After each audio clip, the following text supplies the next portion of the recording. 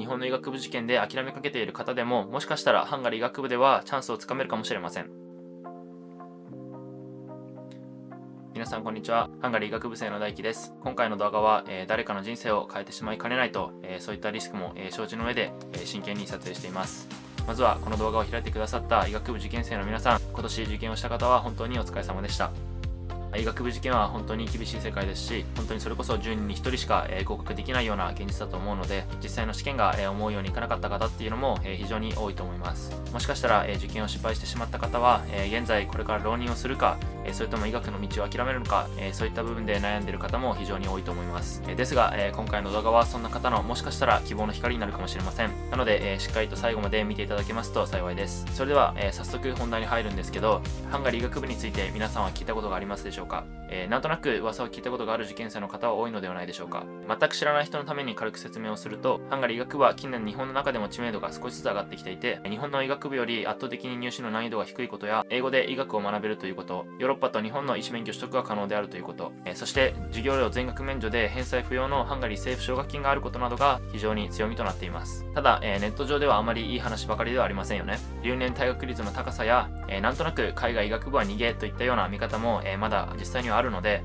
そういった理由からハンガリー医学部進学を、あまりよく思わない方も一定数いるというふうに承知しています。ただ、ネットに書いてある情報を鵜呑みにしてハンガリー医学部を視野から外す前に一旦この動画を最後まで見てほしいです。特に今年医学部受験に失敗してしまった受験生の方でも、ハンガリー医学部ならばまだ間に合う可能性があります。自分の経歴について少し話しておくと、自分は日本の医学部受験はしていません。高校卒業後はアメリカの大学に進学した後、英語で医学を学びたいという思いや、ハンガリー政府奨学金に惹かれてハンガリー医学部進学を決めました。なので、そんな自分が日本の医学部受験生に対して意見を言うのは、反感を買ってしまう可能性があるのも、重々承知していますが、できるだけフラットな目線で事実をお伝えしたいと思うので、一意見として参考にしていただけますと幸いです。それでは早速ハンガリー医学部受験の流れについて、軽く説明していきたいと思います。ハンガリー医学部は日本の医学部受験とはシステムが大きく異なります。ハンガリー医学部は大学に直接個人でアプライするというような形ではなくて、日本にあるハンガリー医科大学事務局を通して受験をします。受験は2パターンあって、予備コースと本コース受験っていうのがあるんですけど、予備コースというのは正式に1年生として、医学部に入学する前に半年または1年間生物化学物理等の基礎レベルの理系科目を、英語で学習し、医学部に、しっかりと準備するコースになります。それに対して本コースというのはその予備コースを経ずに直接1年生として入学する形となります。日本人の大半の学生はこの予備コースを経てハンガリー医学部に入学しますが、どちらの受験方法を選ぶべきかについてはまた別の動画で解説しようと思います。実際に受験する前にハンガリー医学部の場合はハンガリー医科大学事務局が主催する説明会に参加する必要があります。2024年度の説明会のスケジュールと受験日の日程はこのようになっているので、この動画をすぐ見てくれている方はもしかしたら今からでも間に合うかもしれません。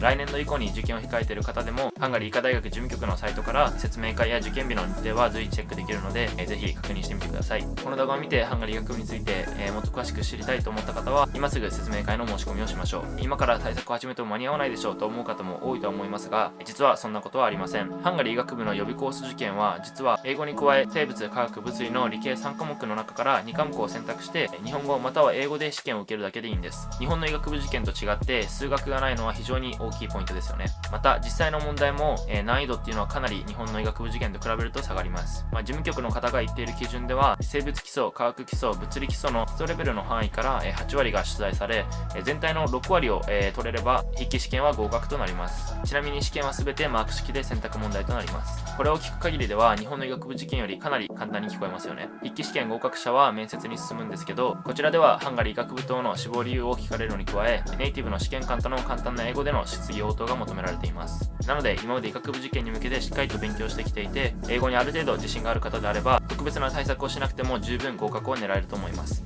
ハンガリー医学部では日本のように試験で全てが決まるような審査方法とは違い、総合的な人間として判断されます。事務局のウェブサイトにも予備コースの審査は書類、筆記、人物の総合審査です。受験選抜ではありませんと明記されています。ただ、受験が簡単だからといってハンガリー医学部は、全員に必ずしもお勧めできる道ではないとも思います。一般的に言われるように海外の大学は入学は簡単だが卒業は難しいとされています。これは実際に事実で、ハンガリー医学部では入学する学生のうち6年間でストレートで卒業する学生は全体のたった3分の1となっています。3分の1の学生は一度は留年を経験し、残りの3分の1の学生は留年を繰り返した後自主退学または強制退学を強いられてしまいます。なので楽そうだからという理由で、ハンガリー医学部を受験するすると後々自分自身が後悔しかねないので、しっかりと正しい情報をもとに自分で判断するようにしましょう。そもそも日本語ですら大変な医学の習得を英語でやるわけですから、簡単な道なわけがありません。しかもハンガリー医学部では主要教科は基本的にオーラルエグザム、口頭試問で試験が行われていきます。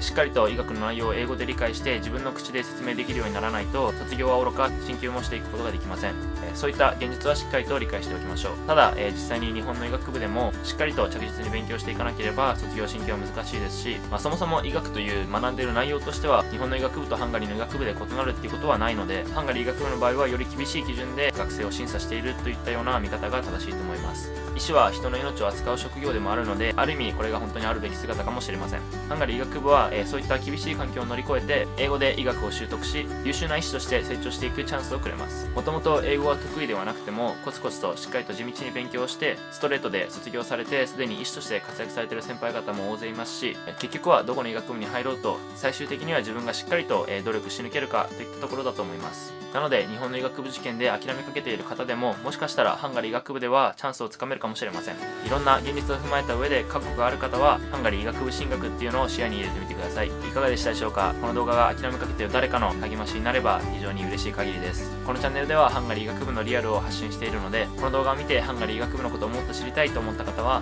ぜひチャンネル登録をして、これからの動画もお待ちください。一緒に医師になる夢を使いましょう。それでは I'll see you in the next video. Bye.